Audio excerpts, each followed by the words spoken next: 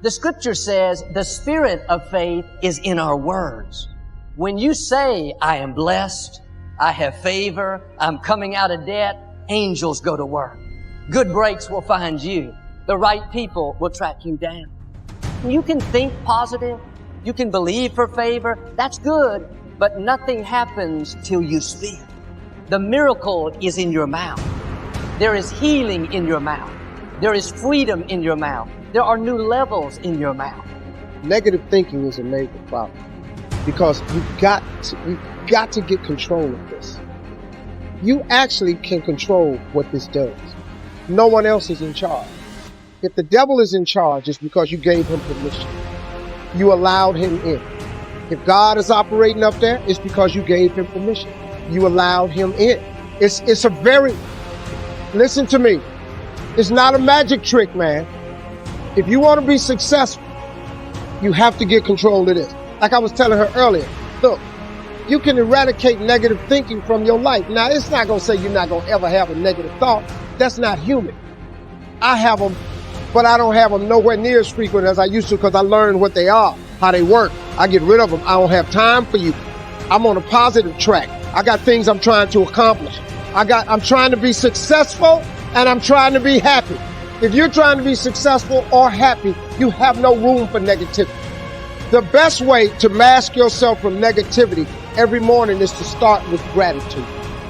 I'm telling you, man, it's a very simple process. Now, there are some books that you can buy. There's Norman Vincent Peale's The Power of Positive Thinking. It's a very old book. It's only in paperback. It's called The Power of Positive Thinking by Norman Vincent Peale. I read this book when I was 20. It started the process to change my life. Then I read a book called The Magic of Thinking Big. It's by David Schultz. This just trains you how to think big. You know, it doesn't take any more brain power to think big than it does small. Big thinking gets rid of negativity. Dreams and visions gets rid of negativity. But you got to remember, man, that you operate. When you pray, God ain't the only one here to pray. The devil is listening to you. So his job is to dissuade you. His job is to keep you off track. Devil ain't got but one job. He don't want you to be successful. He don't want you to discover your dream. He don't want you talking to God. So he get busy. He busy, man. He send people your way all the time. He all over the internet. He all over social media. The devil got imps. He got people working for him all the time. All they do is just do what he says. Say something funky about her. Yeah. But you can control this part. Now, what you cannot do is bury yourself by using your success compared to other people. See, because here's the danger. Let me teach you this. Success is not how far you got. Because see, you're going to be disappointed all the time. Because somebody always further than you. So now you'll forever be disappointed. Success ain't how far you got. Success is how far you got from where you started. That's your success. That's yours. You can be successful. But if you constantly looking at somebody else, if I look at Oprah money, I start feeling bad about me. Because I ain't got Oprah money, man. Oprah got $1 billion. I don't have nowhere near no $1 billion. But you mean to tell me that I ain't smart enough to go? The daily, you have to prime yourself. You have to do something for 10 minutes minimum. If you don't have 10 minutes, you don't have a life. And ooh, that's so good. I mean, I just like, you've got to do it, right? That's good. If you don't have 10 minutes, you don't have a life to give to priming yourself. That's right. You if you want a prime life, you want a beautiful life, a beautiful family. I love that you What I do is first time I wake up in the morning. Yeah. People always ask me, how are you so up all the time? But part of it is I attend all these seminars. I teach all this. But the real reason is you prime yourself. I prime myself. That's what I've done for years. It's like I change my body, this radical breathing pattern or movement. There's many ways to do it. But then I do for 10 minutes. And it usually goes more because I'm enjoying it. Yeah. But 10 minutes is how I get myself to do it. 3.5 minutes of pure gratitude about 3 things. And I pick one of those 3 to be simple. Because I don't want to be the astronaut that, he went to the moon, that was his idea of adventure, and then they all come back more depressed because what do I do for the rest of my life? Yes.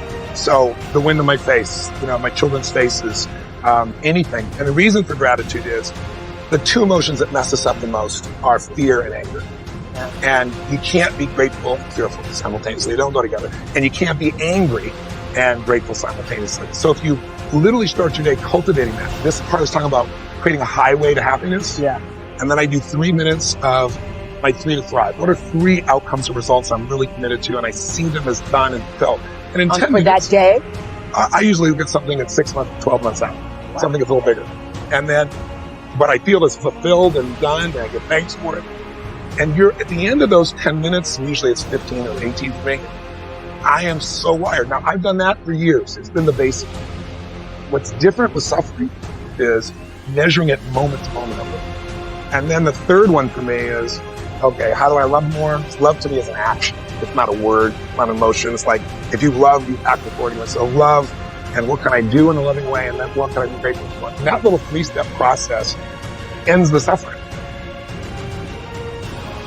70% of the time, people live in stress, and living in stress is living in survival. Now, all organisms in nature can tolerate short-term stress. You know, a deer gets chased by a pack of coyotes. When it outruns the coyotes, it goes back to grazing and the event is over.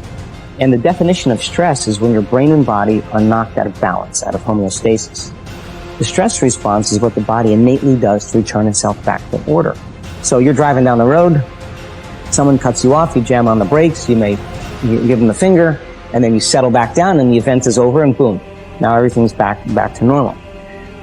But what if it's not a predator that's waiting for you outside the cave, but what if it's your coworker sitting right next to you? And all day long, you're turning on those chemicals because they're pushing all your emotional buttons. When you turn on the stress response and you can't turn it off, now you're headed for disease because no organism in nature can live in emergency mode for that extended period of time. It's a scientific fact that the hormones of stress downregulate genes and create disease, long-term effects. Human beings, because of the size of the neocortex, we can turn on the stress response just by thought alone. We think about our problems and turn on those chemicals. That means then our thoughts could make us sick. So if it's possible that our thoughts could make us sick, is it possible then our thoughts could make us well? The answer is absolutely yes. All of you have targets, things that you're after. If you're going to get a new result, if you're going to grow your business, if you're going to be able to support your mom, if you're going to get rid of the anxiety, if you're going to be able to overachieve and not have all that fear inside of you, you obviously need to get a new result. You're going to have to get new action. We all know that. You don't get new results with old action. What human beings can do is amazing. What they will do is usually disappointing. It's not because we're not capable of it. It's because we don't have new actions because we get in certain emotional states that dominate us, like anxiety, like fear of failure. So if you're in a state of fear, you're going to behave very differently and get very different results than if you were in a place of being courageous or bold or warm or connected or playful, any of those. So the most important key to changing your life in any situation is to change results, you got to change behavior. But to change behavior, you got to change the emotional state you're in. The fact is this. You are playing the program 95% of the day, meaning your life is a printout of your program. Anything you're struggling to try to accomplish, whether it's health or love or relationships, whatever it is, if you're struggling, it represents a simple fact. Your subconscious programming doesn't support that conclusion. So the fact is, what are my programs? Look at your struggle. And wherever you're struggling, the struggle is not because the universe won't provide for you. The struggle is an internal job. The struggle is you're trying to overcome previous programming that prevents you to go to that destination.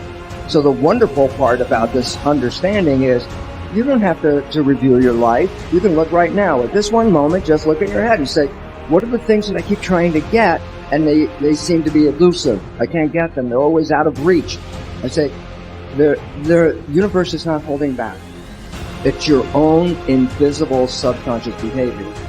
And once you understand where the issues are, and you start to really focus on the point that it's not the universe that's providing the trouble, it's myself, you have the first inclination, the first idea, the first understanding of how to change your life, because now you know exactly what issue is confronting you. You can change the programming. You can rewrite your subconscious programs. If you took the wishes and desires of the conscious mind and use that as a program to put the beliefs into the subconscious mind, it's the most exciting and liberating thing you can ever do in your life. You know why? Because once it's in the subconscious program, 95% of the day, without you even thinking about it, your mind will take you to that direction. And that is your freedom.